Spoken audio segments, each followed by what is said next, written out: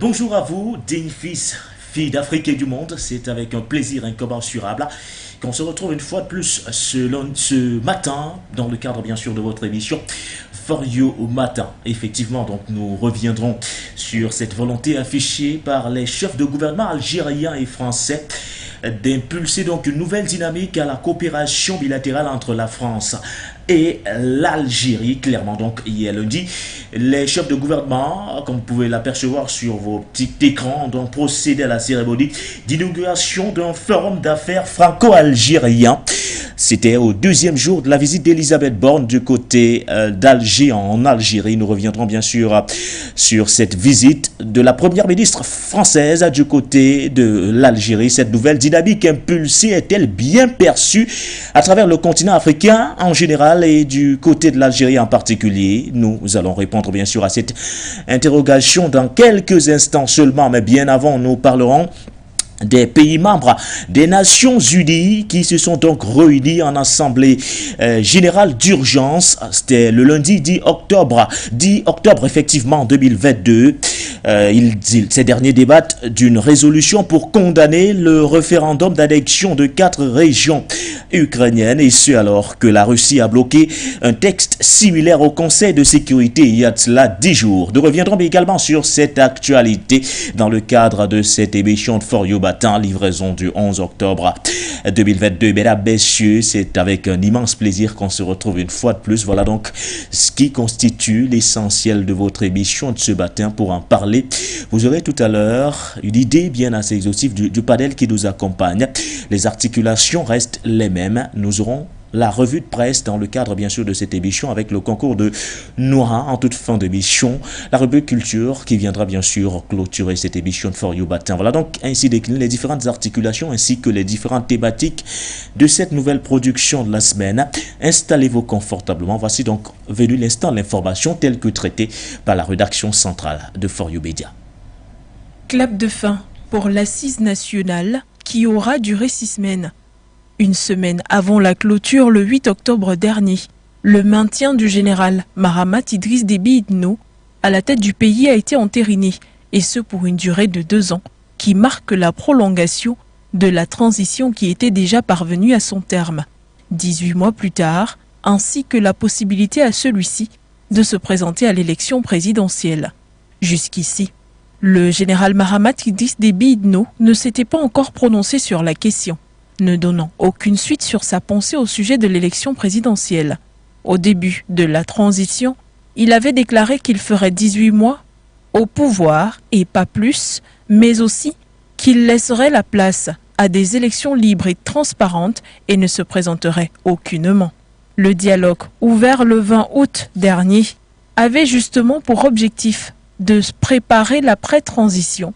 Après des résolutions comme celle-ci, plusieurs bords de l'opposition se sont donné raison, car pour eux, il s'agissait ni plus ni moins d'un monologue qui visait à maintenir, je cite, la dynastie Déby Itno, fin de citation, au pouvoir, et étouffer les réelles volontés des Tchadiens. Démarré avec plus de 1000 participants, c'est des sièges vides qui ont clôturé l'assise nationale après le retrait de plusieurs groupes politico-militaires, partis politiques d'opposition, religieux et société civile, sans omettre le refus de participer simplement par des groupes rebelles importants, notamment le FACT et l'opposant Succès Masra. Les résolutions du dialogue national inclusif clôturées le 8 octobre 2022 n'ont pas encore fait sortir l'Union africaine de son mutisme. Mais le 19 septembre dernier, l'instance demandait au Tchad de ne pas prolonger la transition, mais de s'atteler à l'organisation d'élections, tout en rappelant, je cite, sans équivoque, qu'aucun membre du Conseil militaire ne pourra être candidat aux élections à la fin de la transition, fin de citation. Le groupuscule, réuni au palais du 15 janvier de N'Djamena, en a décidé unanimement autrement. Il ne reste plus qu'à observer les 24 prochains mois. Les groupes rebelles, comme le FACT, ont rappelé que leur lutte restait légitime au vu de la tournure des événements au sortir du dialogue national inclusif. La question sécuritaire se pose peut-être désormais. Le dialogue a démontré que les Tchadiens sont capables de hauteur lorsqu'ils décident d'être grands. Ainsi, les challenges seront-ils relevés s'il plaît à Dieu, parce que le Tchad le vaut bien. C'est donc avec beaucoup d'émotion et une légitime fierté que je prends la parole en citoyen honoré pour marquer la clôture officielle des assises de ce dialogue national inclusif et souverain et ouvrir les horizons de toutes les possibilités à notre laborieux peuple. Distingués invités, mesdames, messieurs, mes chers compatriotes, en tenant le pari de l'organisation de ce dialogue national inclusif et souverain, notre défi partagé est de donner un souffle nouveau à notre pays. Aujourd'hui, au moment où s'achève cette concertation fraternelle et citoyenne, je peux affirmer avec force que la mission est bien accomplie et les objectifs ont été atteints. C'est dans un communiqué daté du vendredi 7 octobre dernier que le ministère sud-africain de la Justice a annoncé que Jacob Zuma a fini de purger sa peine de prison de 15 mois ferme.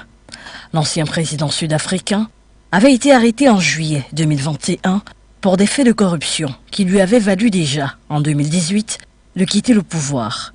Il s'était refusé à toute collaboration avec la commission anticorruption du temps où il était au pouvoir. En décembre 2021, il avait tenté en vain une libération pour raison médicale, voyant sa demande contestée par un tribunal. À aujourd'hui 80 ans, cette ancienne figure de la lutte anti-apartheid compare cette fin de peine à sa sortie en 1973 de Robben Island, l'île pénitentiaire où durant 10 ans, il avait été emprisonné aux côtés de Nelson Mandela, partenaire de lutte au mythique Congrès national africain. L'ANC, qui est encore aujourd'hui secouée par des scandales de corruption, dont la plus récente, à l'endroit de l'actuel président Cyril Ramaphosa, donne la reconduction comme candidat aux élections présidentielles de 2024, sont encore à revoir. Si Jacob Zuma trahit ses intentions de retour en politique, il lui faudra pour cela répondre devant la justice d'une affaire de pot de vin datant de plus de 20 ans. Dans un communiqué lu à la télévision nationale le samedi 8 octobre 2022, le capitaine Ibrahim Traoré, président de la transition, convoque les forces vives les 14 et 15 octobre 2022 pour des assises nationales. Officiellement désigné président du Burkina Faso la semaine dernière, Ibrahim Traoré avait assuré peu après sa prise de pouvoir qu'il ne ferait qu'expédier les affaires courantes jusqu'à la désignation d'un nouveau président de transition, civil ou militaire, par des assises nationales. Ces assises qui réuniront les forces vives de la nation, au rang desquelles les représentants des forces politiques, sociales et sociétés civiles devraient déterminer notamment la durée de la transition, le président de la transition ainsi que les organes de la transition. Le président de la transition sera un civil ou un militaire. Le 8 octobre 2022, militaires et civils s'étaient rassemblés dans un camp pour rendre un dernier hommage aux militaires tombés sur la route menant à Djibo. Le terrorisme rend les choses difficiles pour le peuple burkinabé, explique cet homme. Nous sommes avec le nouveau président et nous prions que Dieu l'assiste et aussi nous cherchons des équipements et du personnel pour que nous nous en sortions. 27 soldats sont tombés à Ngasingde le 26 septembre 2022 dans l'attaque du convoi de ravitaillement de la ville de Djibo. Dans un communiqué rendu public le 2 octobre 2022, la communauté économique des États de l'Afrique de l'Ouest a appelé au respect du calendrier électoral convenu avec les autorités de la dernière transition pour un retour à l'ordre constitutionnel d'ici juillet 2024.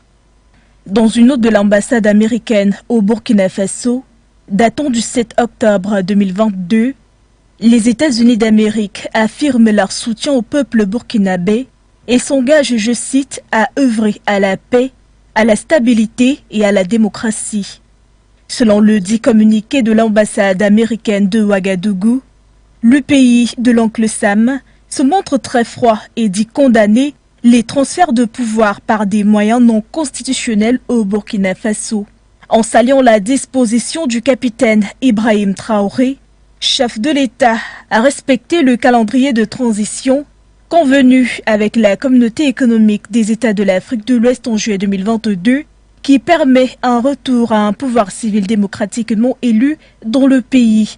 Washington appelle ainsi toutes les parties à faire preuve de retenue et à résoudre les différends de manière calme et surtout pacifique. Alors que les USA frappent du poing sur la table sur la situation au Burkina Faso, un jour avant la note américaine adressée au Burkinabé, les Français n'ont pas manqué l'occasion de déployer sur le territoire burkinabé 6 éléments du GIGN, une unité d'élite de la gendarmerie française. C'était le jeudi 6 octobre 2022, ceci en renfort à ceux déjà stationnés à Ouagadougou. À en croire leur dire, ces militaires ont pour mission d'aider à la sécurisation de l'ambassadeur et des ressortissants français au Burkina Faso.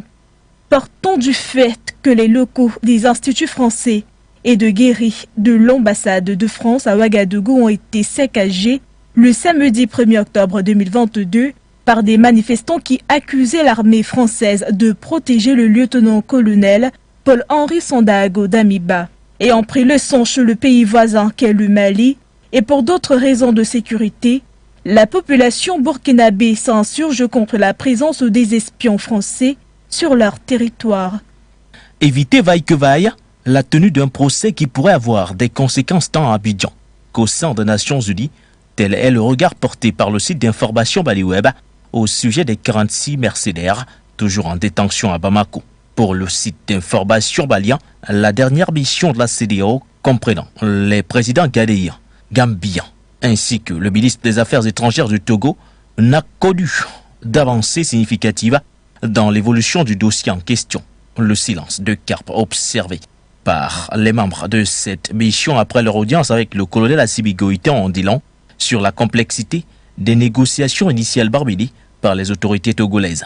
3 mois après l'éclatement de ce dossier en question, l'inflexibilité des autorités de la transition malienne n'a laissé personne indifférent et préoccupe plus que jamais. Il est donc urgent de trouver rapidement une porte de sortie au principal concerné, qui n'est autre que le président Alassane Ouattara, bénéficiant jusqu'ici du soutien indéfectible de Jupiter. Le terme utilisé pour désigner l'ancienne puissance coloniale, le président ivoirien, selon Maliweb, aurait reçu un autre soutien de poids, celui du secrétaire général des Nations Unies. Ce soutien affiché par Antonio Guterres obéit à une règle, celle de transformer les victimes en coupables, là où les intérêts de certains sont en jeu.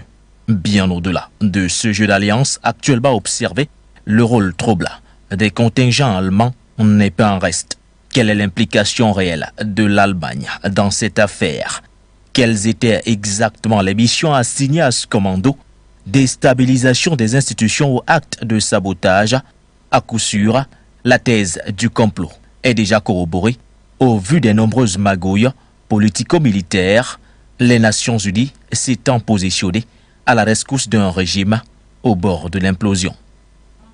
L'état-major général de l'armée malienne a rassuré tout d'abord que les éléments de force de maintien de l'ordre déployés sur le théâtre des opérations militaires sont respectueux des conventions relatives au respect de la personne humaine. C'est pourquoi elle a indiqué que la gendarmerie a ouvert des enquêtes pour confirmer ou infirmer les allégations selon lesquelles 53 civils ont été assassinés dans le village de Gouni-Abré, dans le secteur de Bandiar-Gara. En effet, la mort présumée de 53 civils a été relayés sur les réseaux sociaux sans donner les détails sur les présumés auteurs de ces crimes qui sont devenus monnaie courante dans la région centre et du nord du Mali. L'armée malienne, pour sa part, se dédouane de toute exaction contre les populations civiles dont elle dit vouloir assurer la sécurité des personnes et des biens. En ces termes, je cite, « Nous rassurons du professionnalisme des militaires avec l'ouverture systématique d'enquête pour tous les cas d'exactions enregistrées », rassure le communiqué de l'état-major général de l'armée. Précisons que la dernière grande opération meurtrière contre la population civile a été perpétrée par des groupes armés terroristes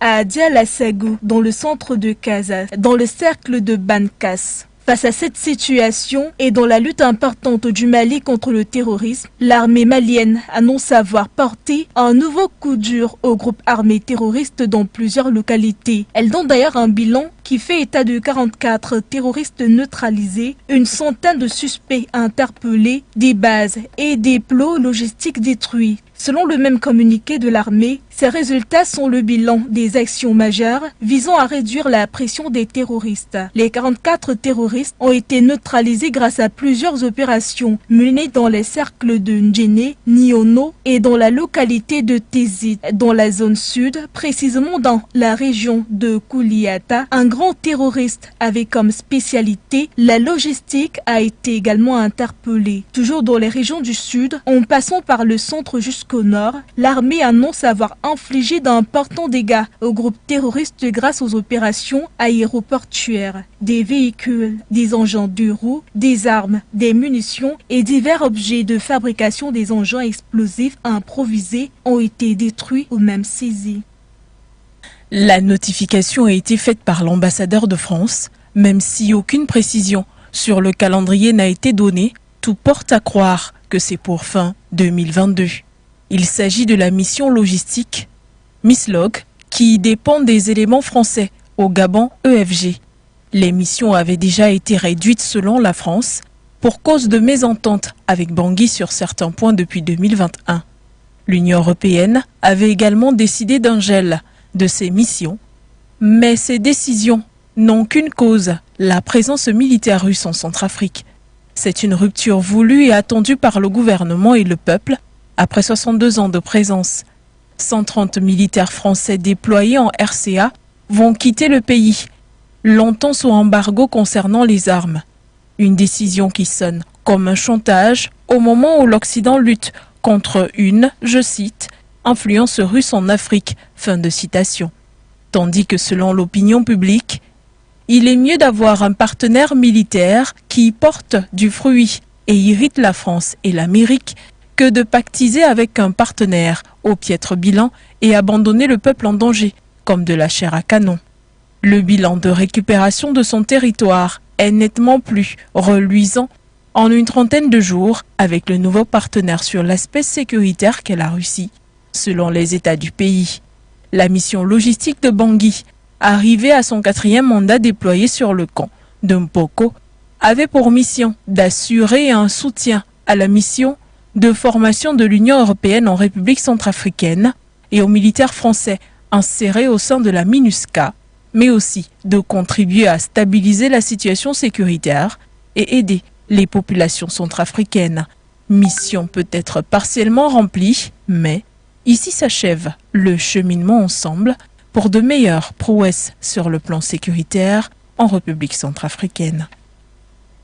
Organisé par la Chambre algérienne de commerce et d'industrie et Business France, ce forum a pour but de solidifier les relations qui existent entre Paris et Alger. Le Premier ministre algérien Ahmed Ben Abdelrahmane, dans son propos d'ouverture, a souligné la volonté d'Alger d'instaurer une dynamique durable dans les échanges bilatéraux en se battant sur la complémentarité et l'intérêt mutuel. Il a également pointé la position centrale de l'Algérie en Afrique du Nord et a insisté sur la nécessité de diversifier son économie en sortant de la dépendance aux hydrocarbures, ce qui permettra d'attirer des investissements étrangers, notamment dans l'agriculture, la production de médicaments, les énergies renouvelables et les infrastructures. Elisabeth Borne, de son côté, a salué la nouvelle dynamique de coopération économique bilatérale, assurant que la France, premier investisseur en Algérie, hors hydrocarbures, et ses entreprises sont prêtes à participer à la diversification algérienne. Selon elle, il faut s'appuyer sur les jeunes des deux rives de la Méditerranée qui ont envie d'agir et qui foisonnent d'idées. Rappelons que l'Algérie est le deuxième partenaire commercial de la France en Afrique. Selon les douanes algériennes en 2020, la France est le deuxième fournisseur du pays après la Chine et son deuxième client juste derrière l'Italie. Paris est aussi le deuxième investisseur en Algérie selon le FMI avec 500 entreprises implantées dans le pays qui représentent 40 000 emplois directs. Madame Borne et son homologue algérien, lors de leurs échanges, ont souligné vouloir densifier la relation bilatérale à l'issue de la réunion du comité intergouvernemental de haut niveau, la première depuis 2017, qui a débouché sur la signature d'une dizaine d'accords de coopération industrielle, technique et culturelle.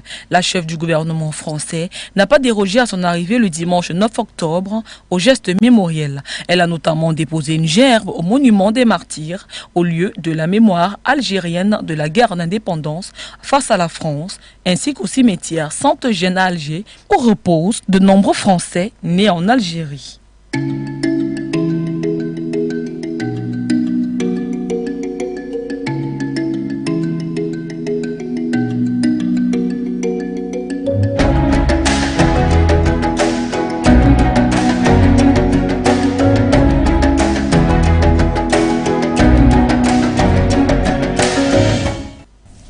À votre suite, Ngale et Bokia, nous évoquons bel et bien le sujet algérien ce matin dans le cadre de cette émission de For You Matin. Nous parlerons bien sûr de cette visite de la première ministre française du côté d'Alger en Algérie, où les chefs de gouvernement algériens et français ont donc souhaité impulser une nouvelle dynamique économique en inaugurant un forum d'affaires franco-algérien au deuxième jour de la visite d'Elisabeth Borne du côté de l'Algérie. Nous reviendrons largement sur cette actualité, mais bien avant, parlons tout d'abord de cette réunion d'urgence du Conseil de l'Assemblée générale des Nations Unies qui s'est donc ouverte hier du côté effectivement des Nations Unies avec les pays membres qui souhaitent débattre d'une résolution pour condamner le référendum d'annexion des 4 régions ukrainiennes. On parle bien sûr des régions de Donetsk, Luhansk, Zaporizhzhia ou encore Kherson.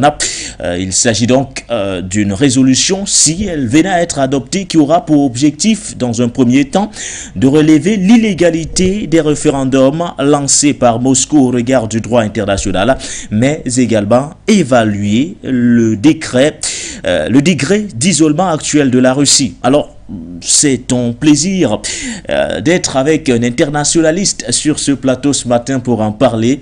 Il s'agit du docteur Sango, qui est également politologue, expert des questions internationales, certifié en langue et culture camerounaise. C'est un plaisir de le retrouver une fois de plus. Bonjour à vous, docteur, et bienvenue. Bonjour, Baudelaire. Bonjour aux téléspectateurs et fier d'être là encore ce matin. Alors Doc, sans toutefois tarder, on évoque cette réunion de l'Assemblée générale des Nations Unies ouverte hier du côté de New York, effectivement, avec cette résolution qui reviendra largement sur les référendums récemment organisés pour l'annexion de principales 4 régions ukrainiennes. On parle des régions de Donetsk, Lugansk, Zaporizhzhia et Kherson par Moscou. Alors, quel peut être l'impact d'une telle résolution aujourd'hui si elle venait à être adoptée du côté des Nations Unies? Déjà, il faut dire que cette assemblée-là, cette tentative urgente de se réunir-là, entre dans la dynamique de la conjoncture internationale aujourd'hui qui se caractérise par des conflits et dont le conflit russo-ukrainien en est un. Donc, je pense qu'aujourd'hui, vous savez que depuis que ce conflit-là a commencé, le camp occidental a multiplié des stratégies et des moyens pour mettre en mal la Russie, pour condamner ce que la Russie est en train de faire, parce que d'après le camp occidental, la Russie serait en train d'agresser un pays, disent-ils, entre guillemets, souverain. Donc, je pense que lors du dernier Conseil de sécurité qui s'était réuni, on avait posé ce problème sur la table. Mais nous avons vu comment la Russie avait posé son droit de veto. Il y a cela 10 jours, son droit de veto sur la table. Ce qui fait donc que cette décision-là ne pouvait pas être prise. Parce que vous savez, le Conseil de sécurité est un conseil restreint qui réunit les États avec droit de veto. Et là-bas, les décisions sont généralement prises par consensus. Ça veut dire que quoi? Lorsqu'il y a une décision à prendre, il faudrait que tous les membres détenteurs du conseil du droit de veto, n'est-ce pas, acceptent la décision. Une fois qu'un pays avec droit de veto dépose son droit de veto sur la table, alors la décision est refoulée et elle ne peut pas être prise. C'est donc pour contrecarrer ce Conseil de sécurité là que aujourd'hui les Nations Unies, vous savez qu'aujourd'hui ces Nations Unies là sont présidées par un Français, ont convoqué Manu Militari l'Assemblée Générale. Vous savez que l'Assemblée Générale, c'est certes l'organe suprême de l'Organisation des Nations Unies, mais c'est une assemblée dont les décisions et les résolutions ne sont pas souvent coercitives, comme le sont les décisions issues du Conseil de sécurité. Donc l'enjeu aujourd'hui pour l'Assemblée Générale, c'est de se réunir pour voter ou alors adopter une résolution de manière unanime pour mettre à mal la Russie. Et c'est la raison d'être de comprendre aujourd'hui la visite du président, du ministre étranger et du ministre des Affaires étrangères de l'Ukraine, qui a fait une visite dernièrement en Afrique.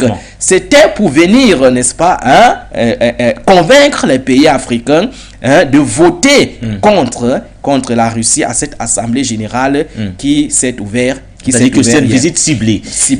Donc, aujourd'hui, l'enjeu, c'est quoi? L'enjeu, c'est de montrer que l'annexion des régions de l'Ukraine par la Russie est une annexion illégale, est un référendum qui n'avait pas lieu d'être, et aussi et surtout montrer que la Russie peut être isolée sur le plan international. C'est-à-dire l'enjeu aujourd'hui du bloc occidental qui se trouve de plus en plus en faiblesse face à ce rapport de force qui l'oppose à la Russie, veut maintenant avoir le consentement de l'organe supramondial des pays du monde pour montrer que ce que la Russie est en train de faire en Ukraine n'est pas une bonne chose. Donc moi, en tant qu'internationaliste, c'est sous cette grille-là que moi j'analyse, je pousse mes analyses pour comprendre que derrière cette façon d'agir, nous voyons plutôt là l'expression d'un affaiblissement d'un camp face à un autre.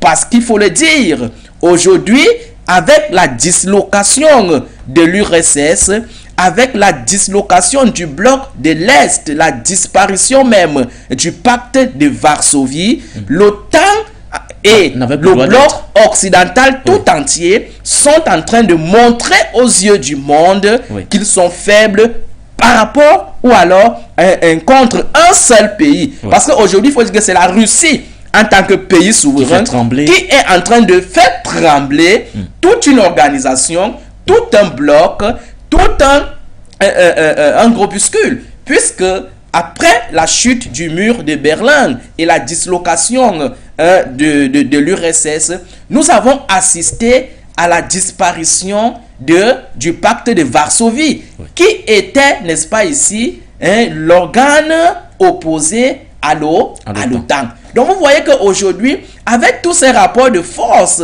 que le bloc occidental détient, il est mis en faiblesse, en situation de faiblesse face à un pays qui est la Russie. Donc sur le plan de la réelle politique, nous voyons tout simplement que la Russie est focus dans son objectif, et vous savez que le président Vladimir Poutine, c'est quelqu'un qui avait dit qu'il va atteindre ses objectifs en Ukraine, que ce soit par la diplomatie ou que ce soit par la violence. Vous voyez que lui ne multiplie pas des actes d'agitation. Lui, il reste centré sur ce qu'il est en train de faire en Ukraine parce qu'il est conscient, il sait que ce qu'il est en train de faire en Ukraine est une chose qui, du point de vue historique, est normal. Donc, cette assemblée générale du Conseil de sécurité qui n'avait même pas eu lieu d'être parce qu'elle a été convoquée manu militari, alors que le Conseil de sécurité venait jusque-là de se réunir sur le même problème, est tout simplement l'expression d'un affaiblissement d'un camp face à un pays. Docteur, on parle de cette résolution, on parle surtout de ce texte qui pourrait être adopté dans les toutes prochaines heures. Ce texte n'a aucune valeur contraignante. Vous l'avez relevé. Alors, on se pose bien la question de savoir comment les Nations Unies réussiront à imposer ce texte à la Russie, alors qu'il n'a aucune valeur contraignante. Oui, vous faites très bien de le préciser, puisque l'Organisation des Nations Unies est fondamentalement constituée de 6 organes, dont nous avons 2 organes essentiels qui montent souvent en surface. Nous avons le Conseil de sécurité et nous avons l'Assemblée générale. L'Assemblée générale, c'est cette assemblée où tous les États du monde siègent, tous les États souverains du monde siègent, et là-bas, nous avons le principe d'un État, une seule voix. Maintenant, nous avons le Conseil de sécurité où c'est quelques États restreints, 15 membres qui détiennent le droit de veto. Détiennent le droit de veto. Et là-bas, les décisions sont prises de manière consensuelle et ont un caractère contraignant. Ça veut dire que quoi? Une décision prise au Conseil de sécurité revêt souvent une opposabilité directe à la partie, n'est-ce pas, à laquelle elle a été contre laquelle elle a été prise. Donc, contrairement au Conseil de sécurité, les Nations Unies, certes, c'est cette organisation où tous les autres États du monde siègent, où tous les États de l'univers se rencontrent pour prendre des décisions, mais la spécificité par rapport au Conseil de sécurité, la résolution issue de l'Assemblée générale n'a pas une valeur contraignante. C'est pour cela que là-bas, le vote n'est même pas forcé. Il y a d'autres qui s'en abstiennent, il y a d'autres qui votent, il y a d'autres qui ne votent pas. Donc, c'est pour cela qu'aujourd'hui, avec la tournée du ministre ukrainien des Affaires étrangères, l'enjeu était de faire basculer les États africains qui restent sur une politique de non-alignement jusqu'à présent. Qui restent jusqu'ici sur la politique de non-alignement, de voter contre la Russie pour montrer aux yeux du monde que la Russie est isolée. L'enjeu donc n'est pas une sanction stricto sensu, mais l'enjeu est beaucoup plus symbolique. C'est de montrer au monde que ce que la Russie est en train de faire n'est pas partagé par la majeure partie des États du monde. Donc, voilà ce qu'on doit comprendre de cette Assemblée générale. Ce n'est pas que la résolution qui va sortir là-bas, elle sera contraignante. Non, elle sera beaucoup plus symbolique, montrer l'isolement de la Russie dans ce qu'elle est en train de faire en Ukraine. Docteur, vous avez suivi le processus d'annexion de ces 4 régions en question. On rappelle bien sûr que les référendums ont été organisés entre les 23 et 27 septembre dernier dans ces 4 régions que je m'apprête d'ailleurs à énumérer. Il s'agit des régions de Donetsk, Lugansk, Zaporizhzhia ou encore Kherson. Quel est le regard que vous portez sur la méthode employée par Vladimir Poutine, c'est-à-dire celle de procéder par voie référendaire? Je pense que la méthode appliquée par Vladimir Poutine est une méthode normale. Est une méthode normale dans un contexte où nous sommes en train de parler de la souveraineté des États et fondamentalement du principe du droit de chaque peuple de disposer de lui-même. C'est-à-dire le droit accordé à chaque peuple de pouvoir déterminer la manière dont il veut être organisé. Donc je pense que ce référendum-là entre sous ce prisme-là dans ces principes du droit international pour montrer que ce que Vladimir Poutine est en train de faire, l'annexion que Vladimir Poutine est en train de vouloir faire n'est pas une annexion forcée, c'est une annexion qui est conforme au desiderata du peuple. Parce que vous savez que du point de vue historique, l'Ukraine et la Russie ont une même histoire. L'Ukraine et la Russie forment un et même peuple. Et c'est pour cela que le président russe Vladimir Poutine aujourd'hui n'accepte pas que cette Ukraine-là se rapproche contre cet ennemi d'hier et qui est même encore cet ennemi d'aujourd'hui pour combattre, n'est-ce pas, la grande Russie qui reste jusqu'ici dépositaire des vestiges de l'ex-grande organisation de l'URSS. Donc moi je pense que la méthode utilisée par Vladimir Poutine est une méthode normale qui montre que ce sont les peuples russes, c'est la population russe elle-même qui a accepté d'être rattachée à la Russie. Merci à vous, docteur Sango, pour toutes ces précisions relatives, bien sûr, à cette réunion d'urgence de l'Assemblée générale des Nations unies ouverte le 10 octobre dernier au sujet, bien sûr, du référendum d'annexion de 4 régions ukrainiennes. On parle bien sûr de Donetsk, Lugansk, Zaporizhzhia ou encore Kherson. Une volonté clairement affichée et matérialisée sur le terrain par le président russe Vladimir Poutine. C'est l'instant de la revue de presse. Nora nous a rejoint ce matin une fois de plus. Bonjour à vous, messieurs, et bienvenue. Que disent les sites d'information ce matin, mais surtout les journaux parus en kiosque? Bonjour Sanguéné, bonjour également Dr Sango, bonjour l'ensemble des téléspectateurs de For You Media Africa. Que disent donc les journaux ce matin, presse numérique également tabloïd? On ouvre avec Mali Web qui pose donc une interrogation qui se déroule à Conakry. À Bamako, incompréhension après la nouvelle d'un accord militaire entre Paris et Conakry. Le colonel Assimi Goïta s'est fait une réputation de président hostile à la politique française en Afrique, surtout de la politique sécuritaire de la France, qui a montré ses limites dans la lutte contre le terrorisme au Mali. La nouvelle d'un récent accord militaire entre la France et le pouvoir du colonel Mamadi Doumbouya soulève des interrogations à Bamako. Mali Web encore, opération militaire, les taux se resserrent autour des terroristes. Les forces armées maliennes marquent des points dans la lutte contre le terrorisme. Le communiqué hebdomadaire de l'état-major général des armées, publié le 7 octobre, révèle que les militaires ont infligé de nombreuses défaites aux groupes obscurantistes. Mali Web encore, opération de séduction de Poutine et de Biden au Mali, difficile choix d'Assimi Goïta entre la Russie et les États-Unis. Si officiellement les autorités de la transition au Mali semble prendre fait et cause pour la Russie de Vladimir Poutine, surtout en matière de sécurité. Officieusement, elle continue de recevoir des aides au développement de la part des pays occidentaux, en tête desquels les USA. En dépit des discours lents de rupture ou de rejet de tout ce qui est occidental, les autorités maliennes de la transition ne sont jamais privées des dons et autres aides en provenance de ces pays qu'elles considèrent comme des ennemis jurés. Donc voilà, donc c'est par un coup de téléphone que le président de la transition Assimi Goïta et le chef du Kremlin Vladimir Poutine se sont entretenus pendant de longues minutes. Cet entretien était assorti d'une invitation à participer à la deuxième édition du sommet Russie-Afrique programmé donc pour 2023 à Saint-Pétersbourg et surtout d'un don de 300 000 tonnes d'engrais qui étaient bloqués par les Européens. Gracieusement, au fait, ces 300 tonnes seront acheminées au Mali. Mali Web encore, la stratégie du Kremlin pour provoquer l'effondrement de l'Occident. Faut vous étonner que la Russie ne riposte pas vigoureusement aux diverses attaques présentées comme substantielles par les Occidentaux. L'on s'interroge: sabotage des pipelines Nord Stream 2, assassinat de Daria Dugina, attaque du pont de la Crimée. Autant de choses sur lesquelles il faudra donc revenir avec Mali Web. Mali Web encore, Joe Biden condamne la brutalité absolue des frappes russes en Ukraine.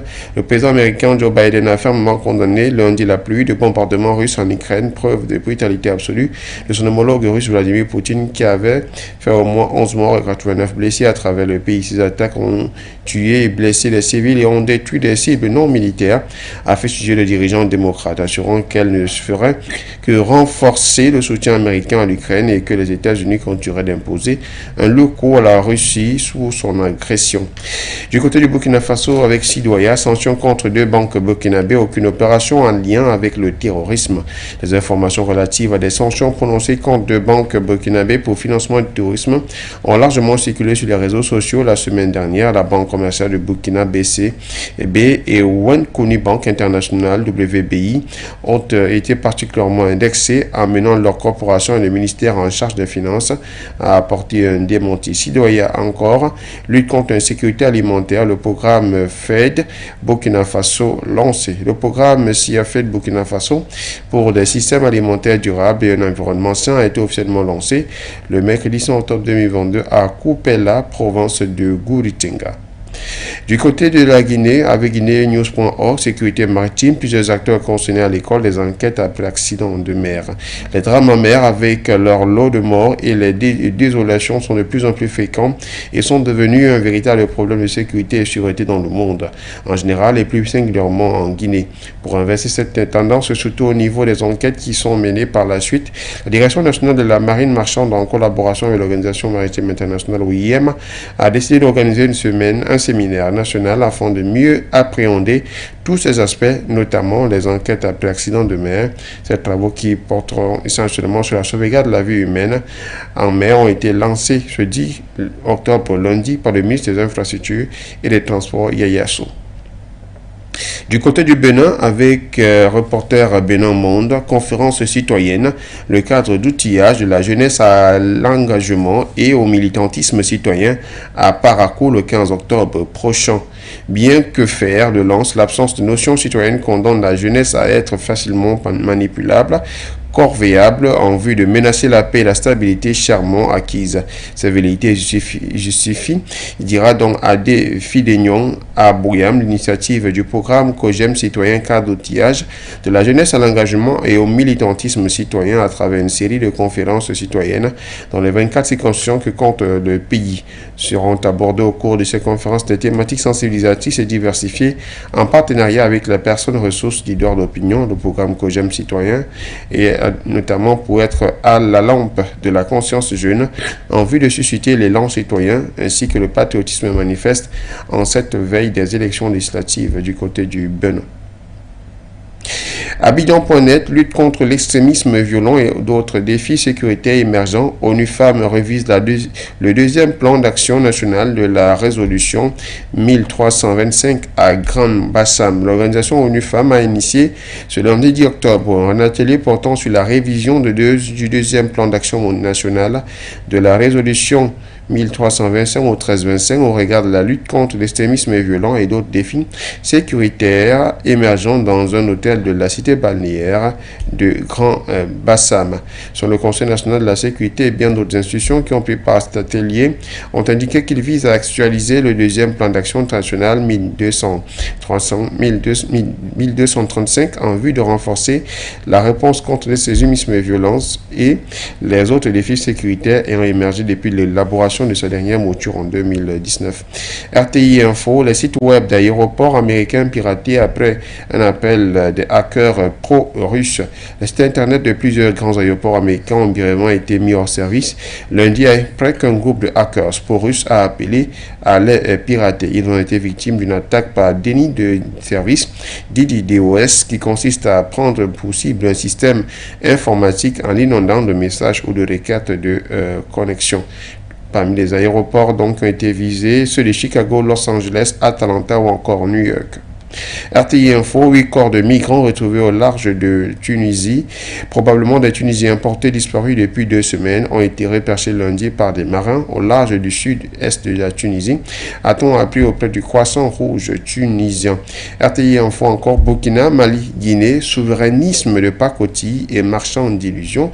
L'éditorial qui est donc proposé par RTI.info, exacerbation de la fierté nationale, désignation de bouc émissaire, promotion d'un panafricanisme dévoyé. Telles sont les clés de la popularité des putschistes ouest-africains, souligne donc cet édito proposé donc par RTI Info. Du côté de 7 CD, RDC, Félix Tshisekedi, toujours pas satisfait du fonctionnement de la justice.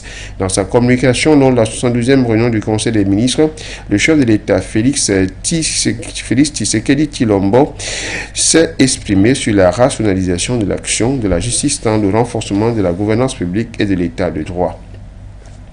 7 CD encore, RDC Didier Boudimbo lance la table ronde sur l'approvisionnement en produits pétroliers dans les provinces de Kasaï et de l'Équateur. Le ministre des Hydrocarbures Didier Boudimbo a lancé ce lundi 10 octobre 2022 à Kinshasa les travaux de la table ronde consacrée aux questions d'approvisionnement en produits pétroliers dans les services du Grand Kasaï et du Grand Équateur. Placé sous le thème problématique de l'approvisionnement des provinces du Grand Équateur et du Grand Kasaï en produits pétroliers, ces assises réunissent jusqu'au mardi 11 octobre. Dans ce jour, les gouverneurs des provinces qui composent ces deux espaces, leurs ministres provinciaux, les experts du secteur des hydrocarbures, les opérateurs pétroliers, les sociétés commerciales ainsi que les entrepreneurs qui œuvrent dans la logistique pétrolière dans le but de trouver des solutions adéquates et définitives aux problèmes de la fourniture des produits pétroliers dans ces provinces de la RDC. Cette CD encore, délivrance des permis de conduire, titre académique, passeport. Félix Tshisekedi attend du gouvernement des options claires avant fin 2022. 2022. Lors de la 72e réunion du Conseil des ministres tenue le 7 octobre 2022, le président de la République démocratique du Congo, Félix Tshisekedi, est monté au créneau pour dénoncer le retard constaté, notamment dans la délivrance des permis de conduire et des passeports. Au Gabon, avec Gabon Review, Gabon avalanche des registres réglementaires, le ministère du Budget et celui de l'Intérieur vont procéder du 11 au 17 octobre, dans des séjours sur toute l'étendue du territoire national, à la distribution des registres réglementaires, soit 11 528 registres et fascicules de naissance, de mariage et de décès. Gabon Review encore appelle à l'épargne publique, à l'épargne. La SSG bientôt en campagne dans l'Interland.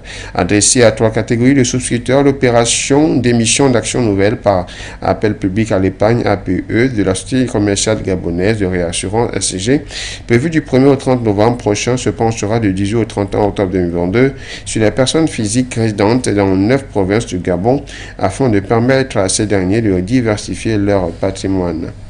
Gabon Review encore, l'ARCEP, première institution publique, a adhéré au Commonwealth. En recevant récemment à Bucarest, Roumanie, son certificat de membre de l'Organisation des télécommunications du Commonwealth, cité haut en anglais, l'autorité de régulation des communications électroniques et des postes ARCEP est devenue la première institution publique gabonaise à adhérer officiellement à l'organisation intergouvernementale. Gabon Review encore, au bord de la faillite, la santé pharmaceutique aurait-elle été trompée par l'État? On s'interroge. Inaugurée en grande pompe 5 ans plus tôt en présence des membres du gouvernement qui la présentaient alors comme un partenaire inspiré de l'inespéré de l'État gabonais dans son projet de rendre plus accessibles les médicaments aux populations, l'usine de la santé pharmaceutique, 6 ans à la zeste d'un coq, est au bord de la faillite par la faute du même gouvernement qui rechigne à lui faire des commandes. Ses responsables songent désormais à quitter le Gabon. Le potentiel centrafricain Tito Wang Yi présente les résultats positifs obtenus par la Chine dans la mise en œuvre de l'initiative pour le développement mondial. Le 20 septembre 2022, heure locale, le ministre des Affaires étrangères, le conseiller d'État Wang Yi, a présidé la réunion ministérielle du groupe des amis de l'initiative pour le développement mondial. Potentiel centrafricain encore, le contingent africain face à la pertinence de la corrélation entre le terrorisme et les changements anticonstitutionnels du gouvernement.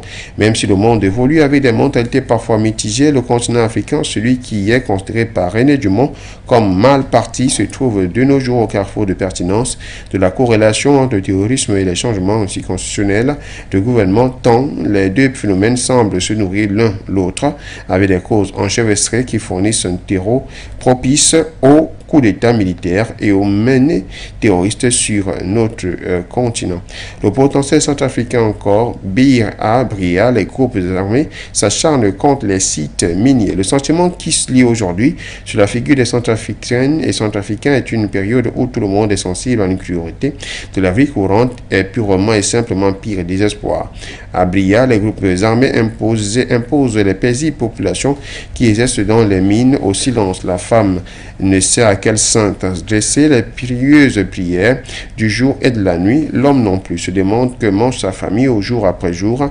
À défaut de reprendre le pouvoir, il contrôle les sites miniers pour se faire du beurre. Le potentiel centrafricain encore, le front Zokwenzo table sur la question d'une nouvelle constitution tout en proposant de nouvelles pistes au président Touadéra. Le front Zokwenzo et le front républicain avec les partis politiques de la majorité ainsi que ceux de l'opposition, à savoir le MLPSC, courant originel, le RDN, le parti Mouni, ont tenu une conférence débat le samedi 8 octobre 2022 dans la salle de conférence de la Caisse nationale de sécurité sociale CNSS 6 à Lakwanga, dans le 2e arrondissement de Bangui, Cameroun.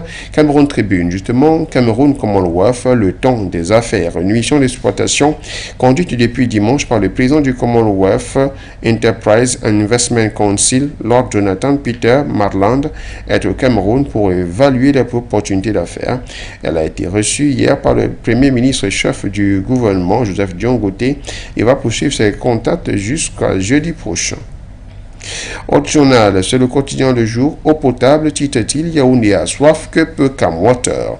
Nouvellement nommé, le directeur général Blaise Moussa et son équipe se sont rendus dans les secteurs de production d'Akomniada et de la MEFO pour faire le suivi des directives du ministre de l'eau et de l'énergie, les défis du nouveau management dans les colonnes du journal Le Jour. FIAC, donc le quotidien d'économie, titre sécurité alimentaire, récession économique. Les sujets en débat aux assemblées annuelles de la Banque mondiale et du FMI.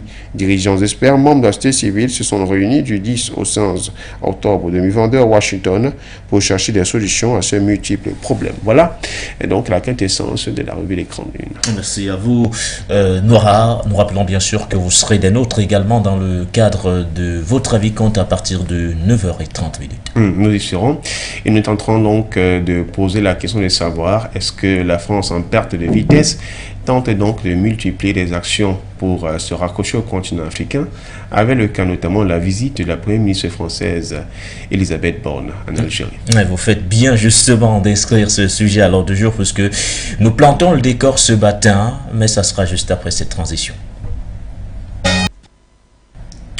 Moins de 2 mois après le passage d'Emmanuel Macron en Algérie, la première ministre française Elisabeth Borne est également arrivée de ce côté pour son premier voyage à l'international. Une visite officielle de 2 jours donc pour Elisabeth Borne, qui était d'ailleurs au passage accompagnée d'une quinzaine de ministres français pour poursuivre le réchauffement clairement donc des relations entre l'Algérie et la France après des mois de tensions diplomatiques. Une étape pour bâtir des coopérations plus denses encore entre la France et l'Algérie, selon d'ailleurs la chef du gouvernement français. Docteur Sango, vous avez suivi de près l'arrivée d'Elisabeth Borne du côté de l'Algérie, son premier voyage d'ailleurs sur le plan international.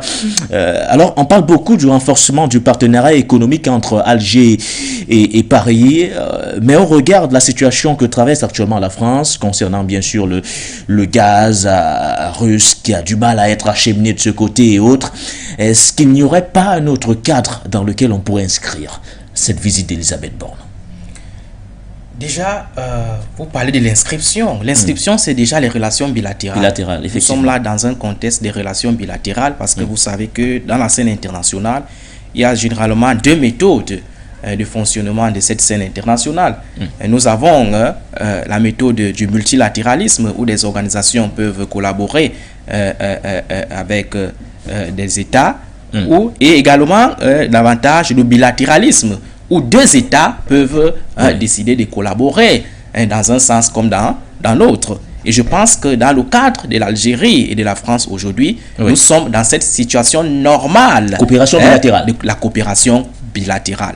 Et il faut également indiquer que dans cette coopération bilatérale, il n'est pas toujours indiqué que celle-ci se caractérise par des moments de paix, par la paix, la joie, etc. Il arrive souvent que dans cette relation bilatérale, qu'il y ait des points de conflit, les points, n'est-ce pas, ici, de mésentente, c'est-à-dire les points sur lesquels les 2 pays peuvent se confronter à l'effet de s'opposer.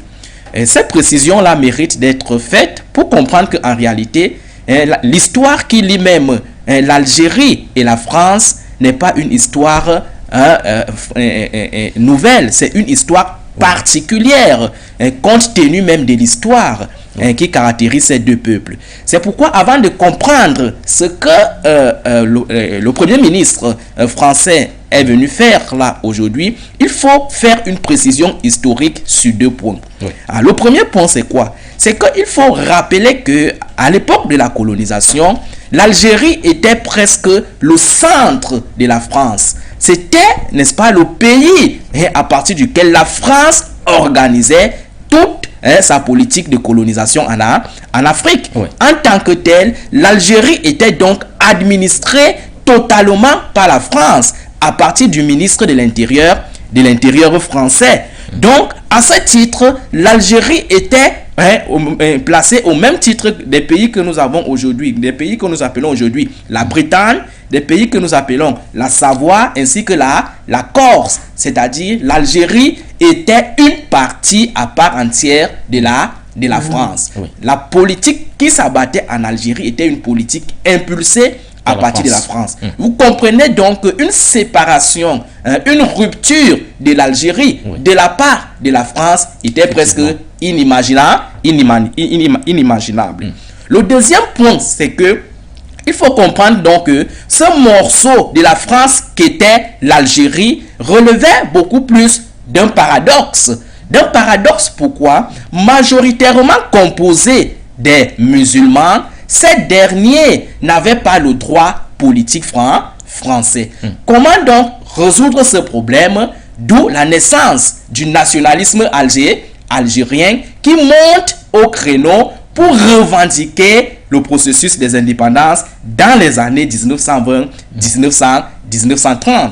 C'est dans ce sens qu'il faut donc comprendre le combat des nationalistes tels que Messali Hadj, tels que Ferhat Abbas, et aussi et surtout le Front de libération nationale. Ce combat-là, porté par les nationalistes, qui va aboutir plus tard à l'octroi de l'indépendance de l'Algérie.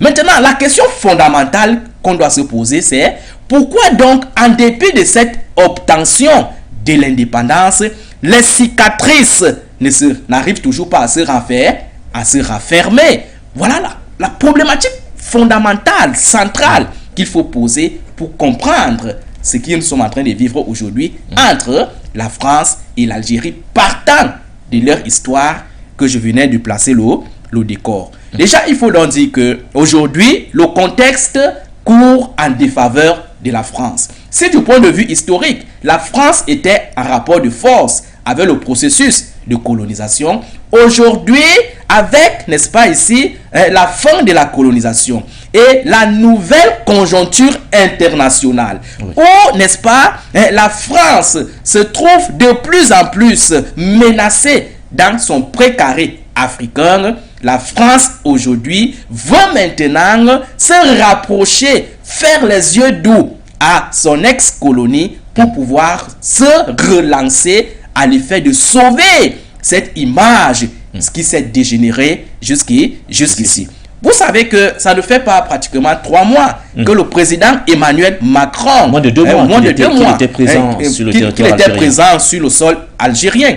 Il est venu en Algérie dans un contexte de fragilisation, dans un contexte où la France, ou du moins ce président Macron, le plus jeune président depuis la République française, se trouve fragilisé sur un plan bitypologique. Sur le plan interne, vous savez que depuis qu'il a rempli le second mandat, il n'a pas réussi à avoir la majorité parlementaire qui, du point de vue du système politique français, lui donne le pouvoir et la licéité de décider sur des problèmes importants de la politique française, tels que la politique étrangère, qui est un pan de la souveraineté, qui est un pan sur lequel le président doit de plus en plus se faire sentir.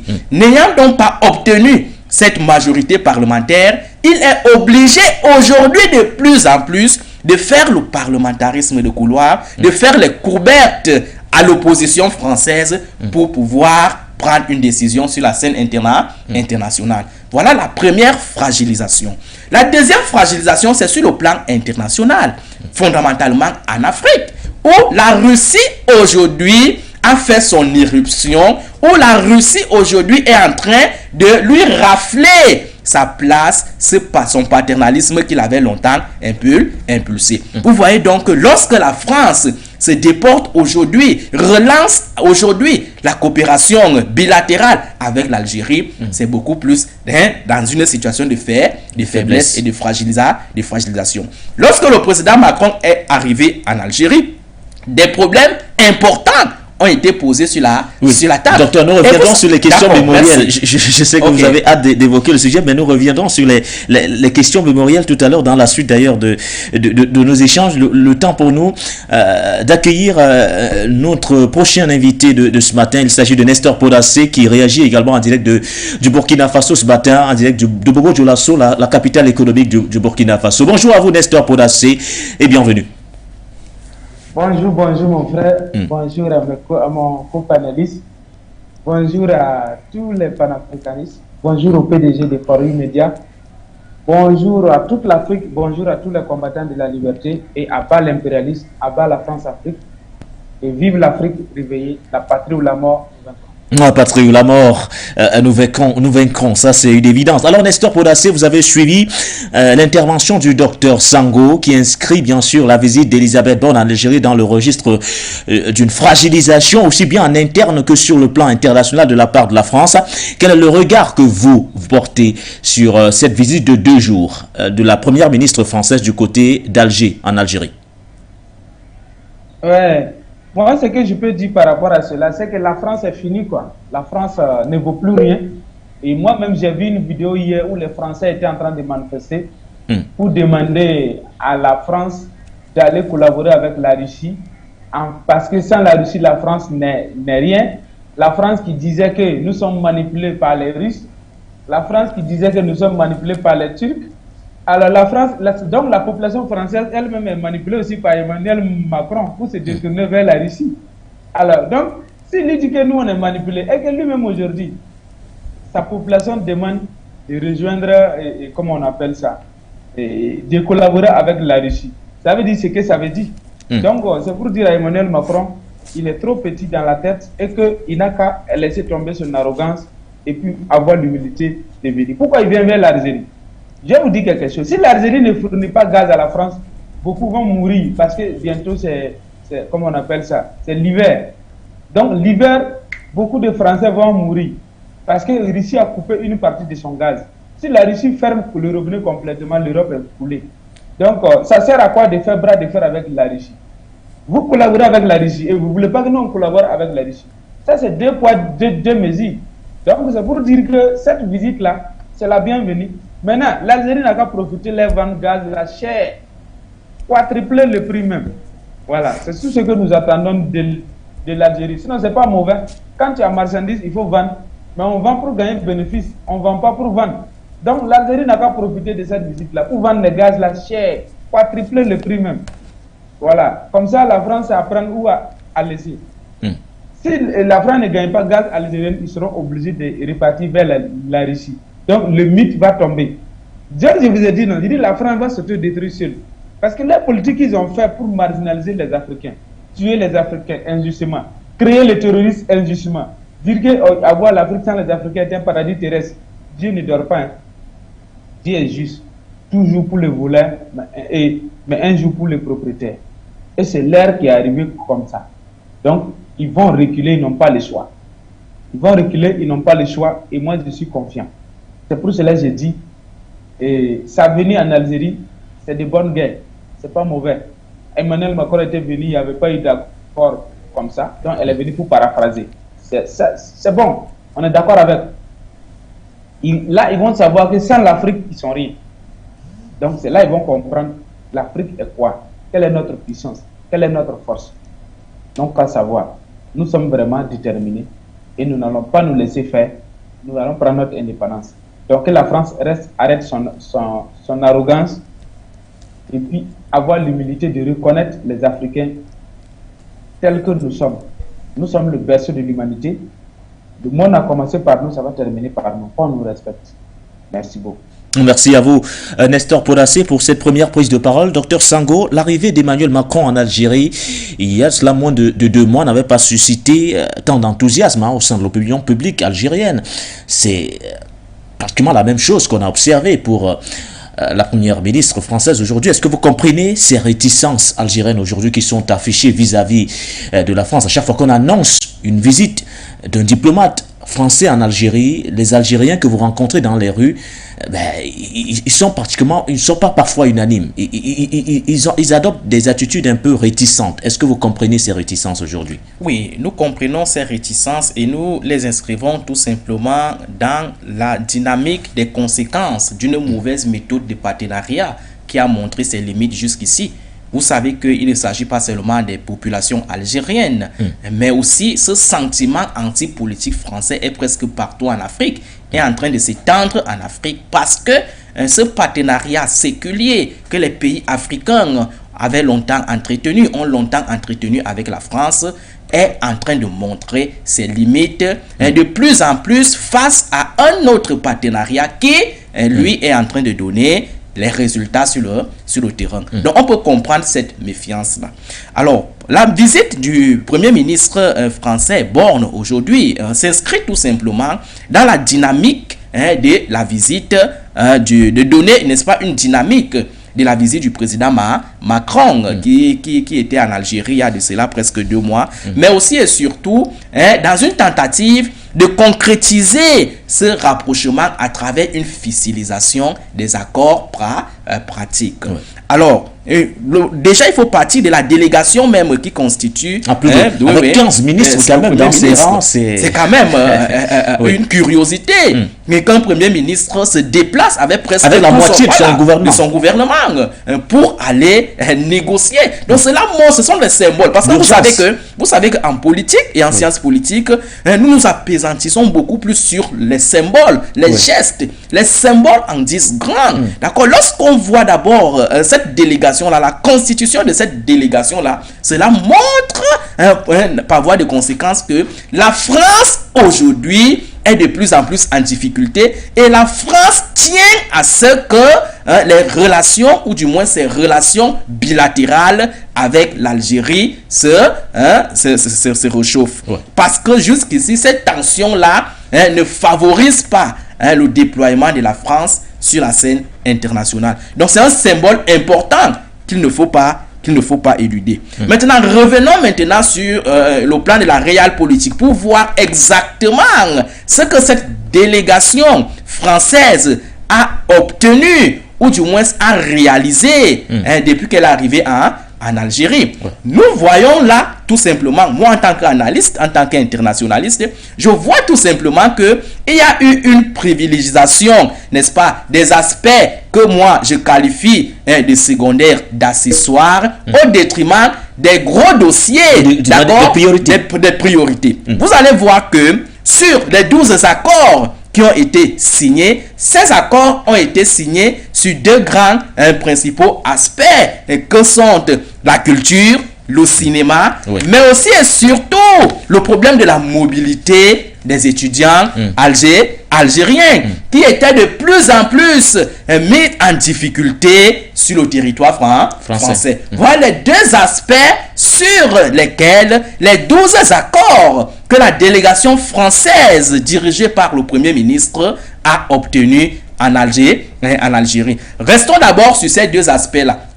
Pour analyser ces 2 aspects-là, nous allons voir que du point de vue comparatif et du point de vue des intérêts égoïstes de ces 2 pays, c'est l'Algérie qui en sort gagnant. Gagnant, pourquoi? Parce que le problème de la mobilité des étudiants, c'était un problème de la mobilité des étudiants de plus en plus algériens qui étaient en difficulté sur le sol français. Aujourd'hui, avec cet accord-ci, ce problème-là ne va plus se poser. Les étudiants algériens seront de plus en plus bien accueillis en France, bien ménagés en France et bien traités en France. Je pense que ça, c'est déjà une victoire. Pour rester maintenant sur le plan culturel et cinématographique, moi je pense que c'est un point sur lequel nous ne pouvons pas aujourd'hui dire que la France doit compter pour s'imposer en Afrique, ou du moins doit faire pour redorer son image en Afrique. C'est vrai que cela participe des mécanismes du soft power, mais comparé aux grands enjeux, ces aspects culturels et sécuritaires ne valent pas grande chose. Maintenant, revenons sur les dossiers qui ont été éludés. Nous savons que s'il y a des tensions aujourd'hui dans cette relation bilatérale entre la France et l'Algérie, c'est parce que de plus en plus, nous avons un contentieux historique entre ces 2 peuples et que la France ne veut pas de plus en plus reconnaître. L'Algérie pose de plus en plus sur la table le problème de la responsabilité de la France sur ce qui s'est passé pendant la colonisation. Vous savez que lors de la visite du président Emmanuel Macron, au lieu de le reconnaître de manière officielle, il a plutôt joué la politique de victimisation, il a plutôt joué la politique de repentance. Il avait parlé de la recherche de la vérité au lieu de la repentance. De la repentance. Oui, donc c'était une stratégie politique pour éluder cette question, pour mettre cette question de côté, pour tourner cette question en ridicule et s'orienter vers d'autres mécanismes qui feraient en sorte que ce problème ne soit pas traité de manière évidente. Oui. Nous avons également sur la table le problème géopolitique et géostratégique de l'énergie, d'accord, qui n'a pas été posé sur la table lors de la visite du Premier ministre les Français en Algérie dans les jours récents. Donc nous savons qu'aujourd'hui, la France est de plus en plus en difficulté avec la Russie, du côté de la Russie. Cette Russie-là qui a fermé ses usines de gaz. La France aujourd'hui, avec l'arrivée de l'hiver qui est de plus en plus imminente, se trouve en difficulté et pouvait, n'est-ce pas, surfer sur l'Algérie pour pouvoir, n'est-ce pas, traverser cette période difficile qu'elle est en train de vivre avec la Russie. Nous voyons que la délégation du Premier ministre n'a pas réussi à obtenir, n'est-ce pas, ce problème géopolitique. Nous avons également les problèmes phares tels que la numérisation des archives aujourd'hui, où les Algériens demandent de plus en plus qu'ils aient accès aux archives, d'accord, présentes au sein de la France. Donc il y a ce problème d'accessibilité. Et les Français ne veulent pas aujourd'hui que les historiens, les chercheurs algériens accèdent à ces archives-là pour connaître véritablement ce qui s'était passé pendant la période coloniale. Il faut également poser sur la table le problème des essais nucléaires et bactériologiques que la France avait réalisés pendant cette période coloniale, mais ne pas également éluder la question des disparitions des Algériens pendant cette guerre qui avait longtemps duré. Donc je pense que voilà les dossiers essentiels qui font en sorte que aujourd'hui la relation bilatérale entre la France et l'Algérien soit une relation beaucoup plus de tension, soit une relation beaucoup plus de colère de la part des Algériens. Dans un contexte où cette France-là est de plus en plus rejetée, est de plus en plus assaillie, est de plus en plus affrontée par son éternel opposant, la Russie, qui n'attend plus rester cette fois-ci dans le jeu essentiellement européen, mais qui attend également se déployer sur la scène internationale. Donc du point de vue pratique, nous comprenons tout simplement que la France est dans une situation de faiblesse et n'a pas réussi avec cette délégation du Premier ministre de toucher, de s'attaquer aux grandes problématiques, aux vrais problèmes qui rendaient même leurs relations bilatérales très fragile et très tensionné. Docteur Sango, nous reviendrons sur cette question mémorielle avec l'annonce forte faite par Emmanuel Macron lors de son passage en Algérie, celle bien sûr de mettre sur pied une commission conjointe d'historiens en quête donc de cette vérité sur la question mémorielle, mais surtout sur tout ce qui s'est passé bien avant l'indépendance de l'Algérie. Nestor Podacé, une délégation composée de 15 ministres. Madame Elisabeth Borne se déplace pratiquement avec la moitié de son gouvernement. On comprend clairement qu'il y a urgence quelque part. Est-ce que vous avez l'impression qu'aujourd'hui, plus que jamais, c'est l'Algérie qui tire les ficelles? L'Algérie tient le bon bout en tout cas. L'Algérie tient le bon bout. Parce que la France a peur de la réaction de son peuple. Vu les manifestations qui ont commencé et que les gens commencent à demander d'aller vers la Russie. Bon, la France est rattrapée quoi. Le mythe est tombé. La France qui disait que nous sommes manipulés et que ce mythe est tombé. Donc, il fallait aller avec une forte délégation pour voir dans quelle mesure ils peuvent collaborer avec la Russie et ils peuvent collaborer avec l'Algérie, tout en sachant que l'Algérie est un allié de taille et de poids pour la Russie en Afrique du Nord. Donc, mathématiquement, c'est une manière de négocier avec l'Algérie, de négocier avec la Russie indirectement. Voilà, il y a tous ces dessus de table là, tu sais, il y a certaines informations qui ne vont pas fuiter. Mais ça c'est que les choses seront ainsi. Voilà, donc il faut comprendre que venir avec la moitié de, comment on appelle, des ministres de son gouvernement, ça veut dire ce que ça veut dire. La France est en perte de vitesse, donc il faut aller reconquérir rapidement beaucoup de choses. Donc voici un peu comment les choses sont en train de se dessiner. Voici comment moi je vois les choses. Et je pense que c'est la lutte panafricaine qui est en train d'être gagnée. Tous ceux qui pensaient que la France est un dieu, sans la France on ne peut rien, sans ceci on ne peut rien. Moi je l'ai dit que c'est assez faux. Nous sommes vraiment sur le bon chemin et que personne ne doit perdre de vue. Tout le monde doit comprendre que non, nous sommes sur un terrain de lutte et que la France n'est pas ce que les gens pensent, mais la France est en perte de vitesse. C'est la Russie qui est en train de monter en puissance et qu'il faut passer par l'Algérie, qui est un allié de taille pour la Russie, pour pouvoir négocier certaines choses, alors que la France a peur de prendre position publiquement pour dire oui, on va renégocier avec la Russie. Donc voici un peu cet orgueil-là qui est en train de les faire peur. Sinon, il n'y a rien d'autre. L'urgence est signalée du côté français et Dr Sango, et tel que le dit également Nestor Podacé.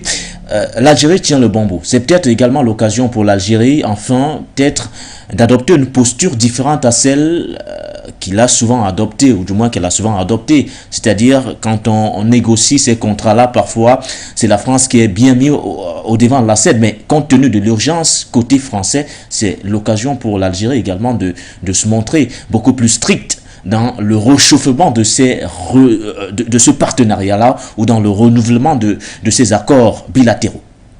Oui, vous savez que dans les relations internationales, comme dans des relations bref, l'Algérie en position de force bilatérales, comme dans des relations multilatérales, il y a souvent des opportunités qui mettent un acteur en position de force au détriment de l'autre. Donc je pense qu'aujourd'hui, le contexte que nous sommes en train de traverser, ou du moins la spécificité, la singularité de la relation bilatérale entre la France et l'Algérie aujourd'hui, place l'Algérie dans ce rapport de force-là avantageux. L'Algérie est dans une position de force aujourd'hui où elle doit maximaliser ce rapport de force pour faire prévaloir ses intérêts, pour faire prévaloir ce que j'appelle souvent son intérêt égoïste nationaliste. Donc je pense qu'aujourd'hui, lorsqu'on voit les problématiques sur lesquelles la France veut surfer, parce que la France aujourd'hui est en train de vouloir contrecarrer l'influence russe qui est de plus en plus grandissante en Afrique, et elle pense que si elle n'est pas en phase avec un allié stratégique comme l'Algérie, ce serait de plus en plus difficile pour elle. Parce que vous savez que du point de vue économique comme du point de vue commercial, l'Algérie aujourd'hui est le deuxième partenaire de la France en Afrique.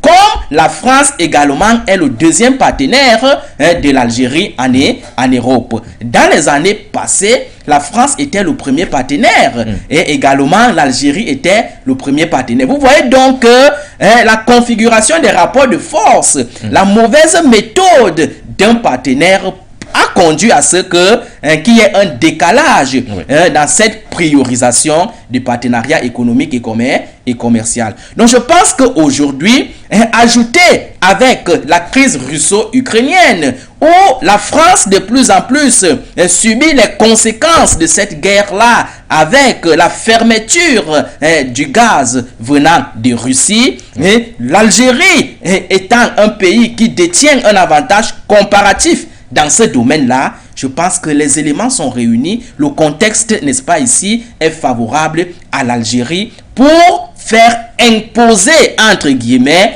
ses desiderata à la France. Je pense que ne pas saisir cette occasion serait, n'est-ce pas ici, passer à côté de l'écriture de la page de l'histoire de ce peuple-là, qui, du point de vue historique, a subi, d'accord, les rouages de la France, les rouages du paternalisme français. Je pense que le contexte est venu aujourd'hui pour que l'Algérie exige la vérité, pour que l'Algérie, du moins, rééquilibre ce partenariat-là qui avait longtemps été déséquilibré à sa défaveur.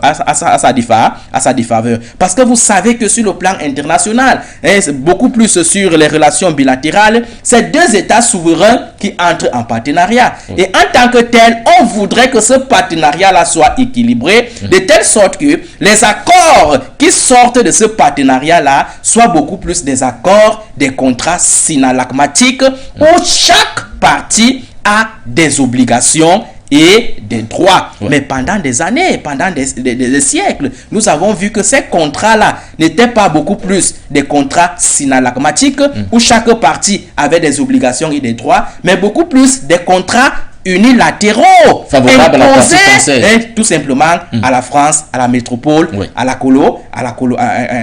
aux colonisateurs. Donc je pense que le moment est venu aujourd'hui, avec ce nouveau contexte international, cette nouvelle conjoncture internationale, de rééquilibrer cette relation bilatérale, parce qu'il faut dire, c'est un leurre que de penser que entre l'Algérie et la France, il y aura rupture totale des relations bilatérales. Non, nous sommes dans la scène internationale et les pays sont appelés à coopérer. Et compte tenu donc des spécificités, des enjeux de chaque peuple, il est difficile aujourd'hui de dire que l'Algérie peut faire sans la France, comme la France peut faire sans l'Algérie. Les deux sont, n'est-ce pas ici, condamnés à vivre ensemble. Il convient tout simplement que ces deux peuples redéfinissent leur rapport de force en les adaptant, à la nouvelle conjoncture internationale qui prévaut actuellement. Docteur, parlons, avant de retrouver Nestor Podassé, jetons un coup d'œil sur cette fameuse question mémorielle aujourd'hui qui revient avec insistance.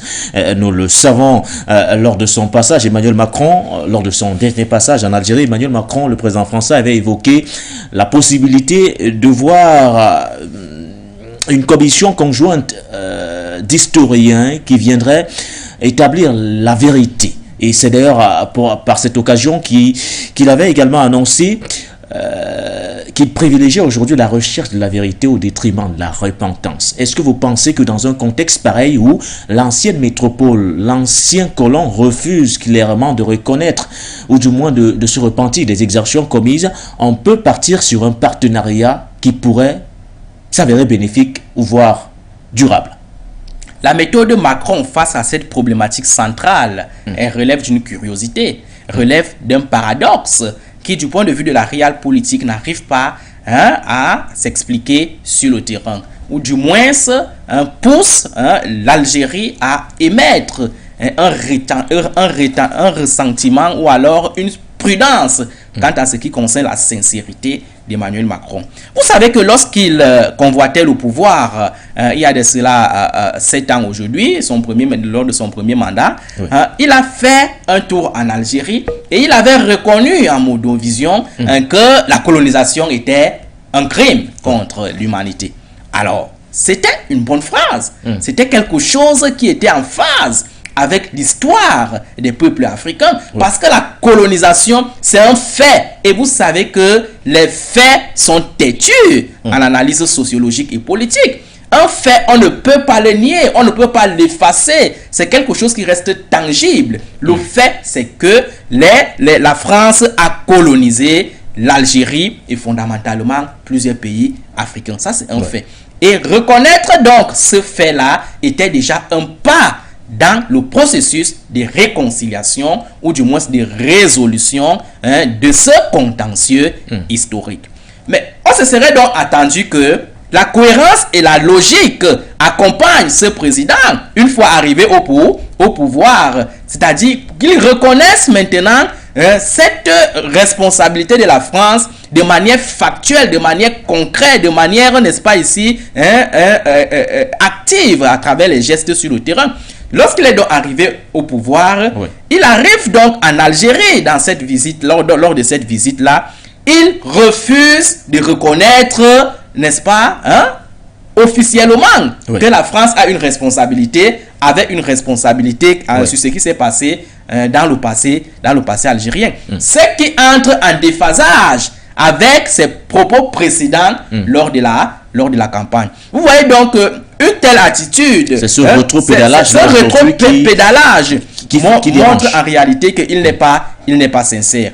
Alors, privilégier la repentance, privilégier la mise sur pied d'une commission d'historiens qui va travailler dans ce sens-là, c'est beaucoup plus... Il va travailler dans le sens de la recherche de la vérité. Comme si la vérité n'était pas connue jusqu'à présent. Effectivement. Vous voyez donc, il est en train de s'inscrire dans une dynamique qui voudrait que la France aujourd'hui construise une nouvelle vérité qui soit différente de la vérité historique basée sur les faits. Donc moi je pense que Emmanuel Macron aujourd'hui est en train de fuir le problème. Il n'a pas envie de résoudre ce problème. Il n'a pas envie d'apporter, de reconnaître la responsabilité de la France face à cette problématique. Ce qui augure que dans les jours à venir, la relation bilatérale Algérie-France risque de rester toujours dans cette situation tendue qui court en défaveur de la France. Parce qu'il faut dire, la conjoncture internationale aujourd'hui court en défaveur de la France. C'est elle qui a beaucoup plus besoin de l'Algérie que l'Algérie n'a besoin d'elle. Nestor Podasé, vous avez suivi les propos du docteur Sango au sujet de cette question mémorielle, ou du moins de ces questions mémorielles qui reviennent en permanence quand on parle aujourd'hui des relations bilatérales entre la France et l'Algérie. Pourquoi, à votre avis, c'est si compliqué pour Paris de résoudre définitivement ce contentieux historique qui lie ces deux pays? Moi, je pense que c'est l'orgueil français qui fait que la France a du mal à régler ce contentieux. Parce que quand la France va reconnaître toutes ses fautes en Algérie, tous les pays africains vont demander la même chose. Et la France, ne voulant pas être le coupable, qui nie être coupable alors que les faits sont têtus. Donc la France essaie de jouer au cache-cache, à la chat et souris, alors que nous sommes arrivés à un air de vaisseau où tout va vite, il faut tout révéler. Voilà. Pour être pardonné, il faut révéler, il faut reconnaître ton crime avoué. Il faut se confesser, il faut être pardonné. Mais la France ne veut pas faire cela. La France est en train de jouer au jeu de casse-casse. C'est ça qui n'est pas bon. Donc voici un peu ce que je peux dire par rapport à cela. Ce qui fait traite ce contentieux, c'est parce qu'un refuse de reconnaître. Quand moi je te convoque, je sais que tu as volé. Tu m'as volé, je t'ai attrapé main dans le sac. On allait au tribunal. Tu nies que ce n'est pas toi. Comment tu veux que moi qui suis le propriétaire d'objets volés, que je sois d'accord avec toi? Ça ne marchera pas. Raison pour laquelle des années, ça tourne, il n'y a pas de solution. Parce que la France elle-même refuse de reconnaître. La France qui continue à utiliser monnaie coloniale, franc CFA, au détriment du peuple africain. Ça, ce n'est pas un crime contre l'humanité, ça. Ça, c'est plus qu'un crime contre l'humanité. Tu dis, tu donnes indépendance au pays, ça fait 60 ans, 62 ans. Et ces mêmes pays-là sont toujours sous l'esclavage. Soit disant monnaie colonie française. Est-ce qu'on peut continuer dans ces bêtises-là? Ce n'est pas possible. Donc, c'est pour vous dire que nous sommes vraiment dans la bonne voie et nous pensons que c'est le moment pour la France de reconnaître ses torts, confesser publiquement ses torts pour se faire pardonner par le peuple. Sinon, s'il va voir les dirigeants en cachette, ça ne sert pas. C'est mieux de sortir parler publiquement pour avoir le pardon du peuple, reconnaître les crimes que la France a fait, réparer ces torts-là pour qu'on tourne la page. Sinon, cette histoire va continuer à hanter la France et la France sera un pays pauvre, misérable dans les années qui viennent s'il ne reconnaît pas pour se repentir, pour se faire pardonner par le peuple noir. Aujourd'hui, pourquoi la jeunesse qui se lève est profondément engagée dans la rage, dans le sentiment anti-français? C'est parce que la France a fait des choses, des sales besoins. Et quand on nous enseigne l'histoire, nous avons vu que notre histoire était falsifiée.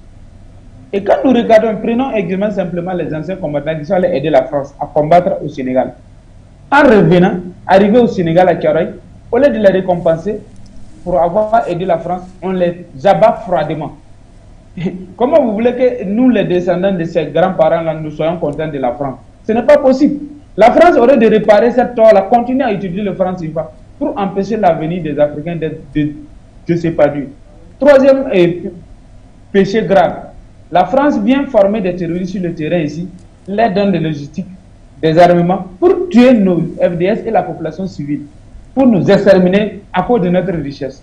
C'est moi j'ai richesse. Tu viens chez moi, tu viens armer, manipuler certains frères, tu leur donnes des armes, tu leur donnes des logistiques. Pourquoi on s'entretue? à cause de ta richesse. Mais quand même, est-ce qu'il y a un crime plus que ça? Il n'y en a pas plus que ça. Et comme aujourd'hui, nous nous sommes rendus compte que nous sommes bernés par cette histoire de terrorisme, ce n'est pas vrai. C'est une mafia organisée. Mais, raison pour laquelle tout le monde se lève pour dire, ah bah la France, France dégage. Voilà, vous comprenez. Est-ce que ça, ce n'est pas de la manipulation? Non, ce n'est pas de la manipulation. Ça, c'est clair, c'est net. Aujourd'hui, je suis fier d'être burkinabé. Je ne veux pas me laisser manipuler par la France. Et si je regarde dans les tests du Burkina, il y a des choses qui ne vont pas. C'est-à-dire qu'il y a des coopérants français dans toutes les administrations au Burkina Faso, dans tous les ministères. Soit disant c'est des experts, alors que c'est des espions. Dans toutes les directions générales, telles que police, gendarmerie et autres, ils sont là. Alors que c'est des espions. Dans l'armée, ils sont là. Soit disant c'est des conseillers militaires, alors que c'est des espions qui nous empêchent de se développer militairement. Et ils prennent maintenant des terroristes pour venir nous tuer. Mais c'est normal que nous, on se révolte. Voilà. C'est normal que nous, on se révolte. Donc, c'est pour dire que la France a intérêt à reconnaître son tort, à abandonner sa posture actuelle et revenir à la République, à redevenir républicain, redevenir normal. C'est en cela que le peuple africain va le comprendre et le pardonner définitivement. Sinon, sans quoi, en tout cas, en Mignon, ça c'est en langue locale ici en Bambara, ça veut dire que la bataille n'est pas terminée, ça continue. Et nous verrons qui va gagner. Car un peuple organisé, debout, est plus fort que les bombes atomiques. Et c'est ce que nous avons démontré le week-end passé. Le peuple burkinabé a démontré cela le week-end passé. Le week-end surpassé. Pour dire que c'est elle qui a le dernier mot. Il n'y a pas l'homme. Merci. Un peu plus souverain, plus dangereux qu'une bombe atomique. En tout cas, ce sont vos propos d'Esther Podassi. Docteur Sango, la question, je vais également vous la poser. Pourquoi la France a du mal aujourd'hui à résoudre définitivement ce contentieux historique qui lie la France justement à l'Algérie? D'abord, il faut savoir que le contexte d'abord est très compliqué pour la France. Parce que reconnaître cette responsabilité-là aujourd'hui, pour la France, serait, n'est-ce pas, ici tomber dans un piège. Dans un piège parce qu'aujourd'hui, vous savez que la France est rejetée partout. La France est ruée partout. Et surtout, surtout, avec cette plainte que le Mali a eu le courage de déposer aux Nations Unies contre la France. Parce que vous savez que pendant les années, il était difficile. On n'a pas vu un pays africain qui pouvait avoir ce courage de porter plainte à un État métropolitain comme la France aux Nations Unies. Vous savez que cette plainte-là est toujours pendante.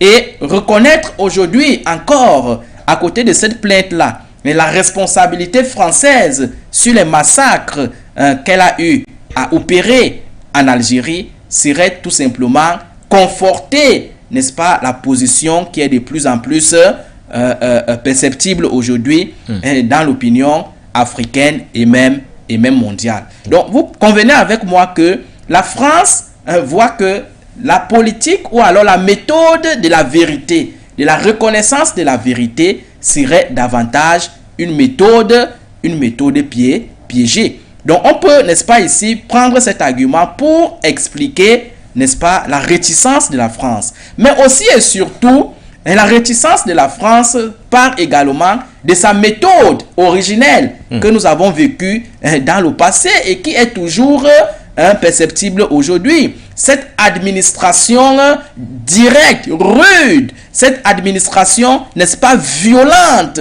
que la France a du mal à changer, à adapter face aux réalités nouvelles sur la scène internationale. Comme on dit souvent chez nous en Afrique, le chien a souvent du mal à changer sa position assise. Donc c'est ce que nous sommes en train de vivre avec la France, qui, en dépit de la transformation de l'environnement de la scène internationale aujourd'hui, la France n'arrive pas à comprendre que c'est sa méthode qui est un problème. C'est sa méthode qui est remise en question et qu'il faille pour elle de la redéfinir à l'effet de l'adapter pour la mettre en phase avec les réalités nouvelles. Donc voilà deux éléments qu'on peut mettre en phase pour expliquer la difficulté qu'a la France aujourd'hui à reconnaître sa responsabilité sur le massacre colonial qu'elle a fait en Algérie. Donc, ce problème de sa méthode historique rude, administration directe violente, et aussi et surtout ce contexte nouveau, cette conjoncture internationale nouvelle avec la plainte, cette plainte qui est encore pendante au niveau des Nations Unies, et cette montée, cette prolifération du sentiment antipolitique français qui est perceptible dans toute l'Afrique aujourd'hui et qui est en train d'envahir même le monde, mettant en péril la position de la France en tant que puissance dans la classification des puissances mondiales. Docteur Sango, Elisabeth Borne, durant bien sûr sa tournée, du moins sa visite avec sa forte délégation constituée de 15 ministres, pratiquement la moitié de son gouvernement, a évoqué 3 piliers principaux pour ce partenariat renouvelé avec l'Algérie. Elle a parlé entre autres de l'économie pour développer le commerce. Elle a parlé de l'innovation et la possibilité de créer de nouveaux emplois, la mobilité et les visas, et la jeunesse via bien sûr des coopérations éducatives, culturelles accrues. Êtes-vous convaincu du respect aujourd'hui de ces engagements pris par la première ministre française? Bon, on peut donner à la France aujourd'hui ces bénéfices du doute. Ces bénéfices du doute. On espère que avec cette nouvelle réalité internationale, ce nouveau contexte international qu'elle est en train de traverser et qui est de plus en plus difficile pour elle, elle pourra cette fois-ci tenir ses engagements, respecter les accords qu'elle a paraphés du côté de l'Algérie. Mais comme moi je vous ai dit, de mon humble analyse politique, de mon humble casquette d'analyste politique, je vois tout simplement là que la France n'a pas voulu s'attaquer aux vraies problématiques. Les accords qu'elle a paraphés là, ce sont des accords certes importants, mais il y avait encore plus importants sur lesquels la France devrait, n'est-ce pas, ici tabler. Donc moi je pense que elle n'a pas pu s'attaquer à ces problématiques là parce qu'elle pense que ces problématiques là viendraient mettre encore à mal sa position qui est de plus en plus affaiblie sur la scène internationale. On s'attendrait à ce que cette délégation française dirigée par leur Premier ministre vienne concrétiser les grands dossiers que sont par exemple le dossier du contentieux historique, le dossier par exemple du gaz. On se serait attendu que ce dossier-là soit mis sur la table pour que l'Algérie, au moins, gagne cette fois-ci. Ça n'a pas été officiellement mentionné, docteur. Officiellement mentionné. Celle du gaz, mais on le sait, peut-être que les dessous, dans les non-dits, la question du gaz algérien vis-à-vis de la France, ou du moins vis-à-vis de l'Union européenne, a également été évoqué, cette question-là. Peut-être, c'est des choses qui concernent deux pays, on ne peut pas toujours tout connaître, c'est de la diplomatie, c'est de la coopération, mais je pense que c'est un dossier qui était de plus en plus important, c'est un dossier qui est de plus en plus urgent pour l'Algérie, parce que vous savez qu'avec ce que nous appelons souvent la détérioration des termes de l'échange, ces matières premières-là, ce baril du pétrole sur le plan international ne court pas toujours en faveur des pays africains. L'occasion pour l'Algérie l'occasion est peut-être venue pour l'Algérie d'augmenter les enchères à l'effet de bénéficier, ne serait-ce qu'une fois dans l'histoire, de son produit naturel, qu'est l'énergie, qu'est le pétrole, qu'est le gaz. Nestor Podassé, est-ce que vous avez également l'impression que Madame Elisabeth Borne ne s'est pas véritablement penchée sur les questions, les vraies questions, sur les priorités? Tout à l'heure, le docteur Sango parlait du gaz et bien d'autres, mais il a également évoqué le contentieux historique. Est-ce que vous avez l'impression que les questions prioritaires ont été laissées au second plan pour mettre en avant les questions secondaires?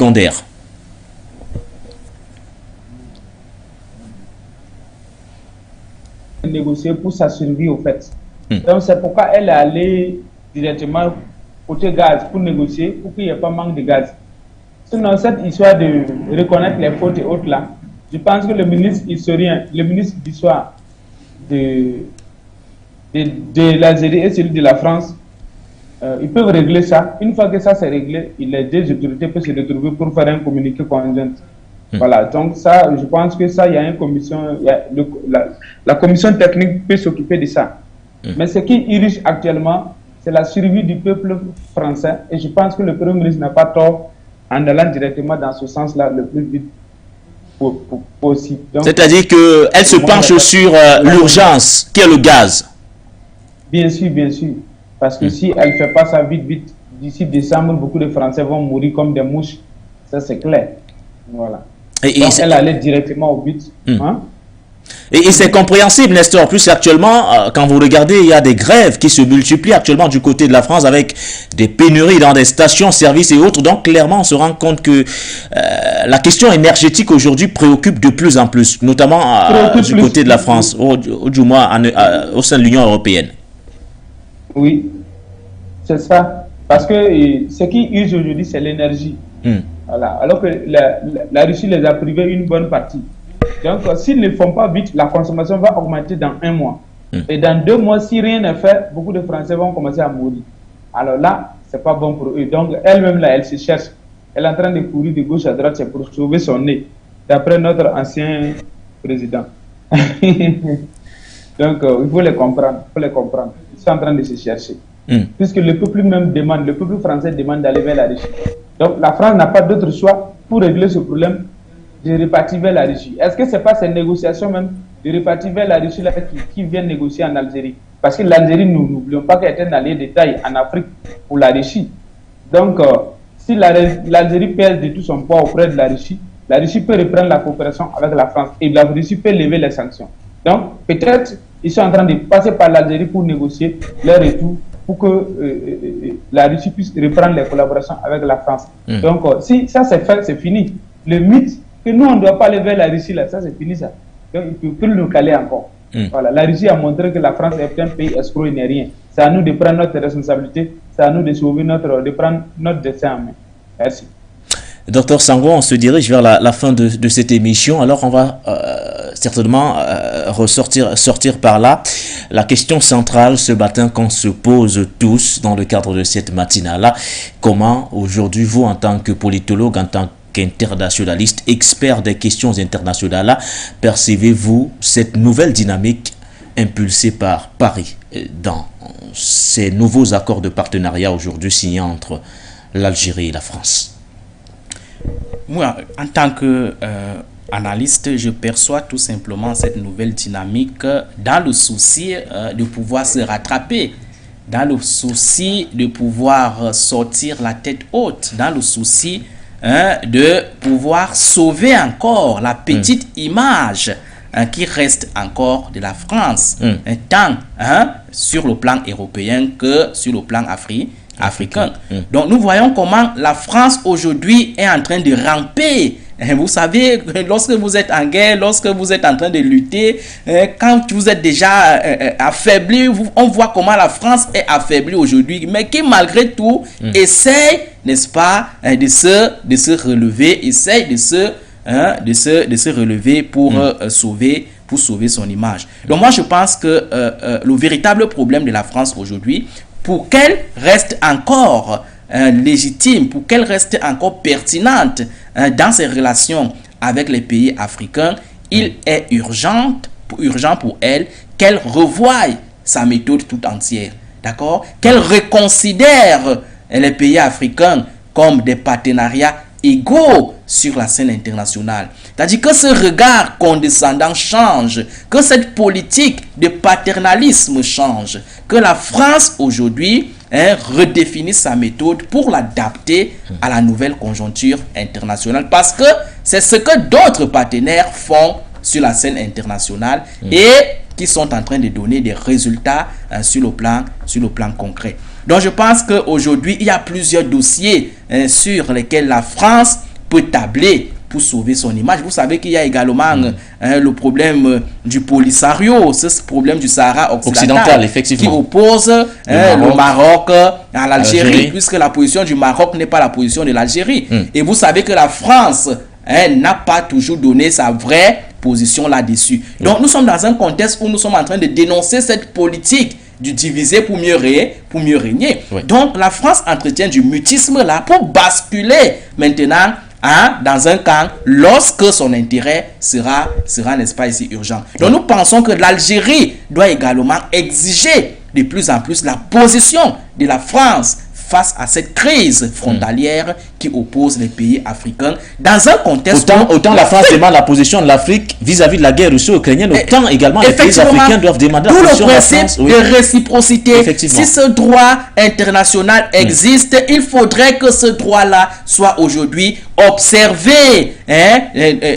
par toutes les parties. Il ne faudrait pas que ce soit un droit partiel et parcellaire, uniquement adossé sur les pays africains. Donc je pense que vous voyez qu'il y a plusieurs dossiers. Cette politique du diviser pour mieux régner qui n'a jamais bénéficié à l'Afrique, dans un contexte où l'Afrique est en train de demander de plus en plus l'unité pour devenir fort. On est toujours en train de multiplier des manœuvres de déstabilisation, de division pour fragiliser cette Afrique-là, en créant des micro-États, en créant des rébellions, en créant des conflits, en opposant les Africains entre eux.